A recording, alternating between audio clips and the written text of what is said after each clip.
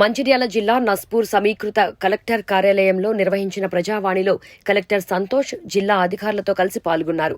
ఈ సందర్భంగా ప్రజలు తమ సమస్యలను కలెక్టర్కు విన్నవించారు. పెండింగ్లో ఉన్న పిటిషన్లను వచ్చే సోమవారంలోపు పూర్తి చేయాలని అధికారులను ఆదేశించారు.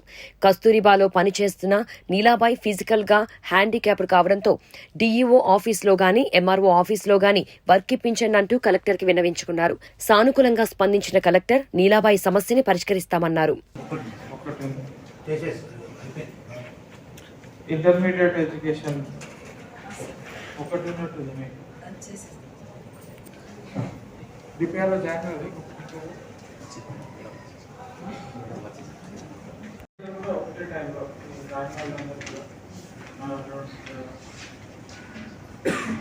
నైట్ 7-8 పారిష్ వాళ్ళు వాళ్ళు కూడా ఇన్ఫర్మేషన్ ఇవ్వండి. పారిష్ వాళ్ళు కూడా సూపర్ సార్ చూసి చేస్తామని చెప్పారు. నెక్స్ట్ వర్క్ ఇది ఉంచొద్దు, ఇంకా వస్తుంది, ఇంకా 500 వస్తాయి. అటు ఇటు ఇటు అటు నడవలేని పరిస్థితి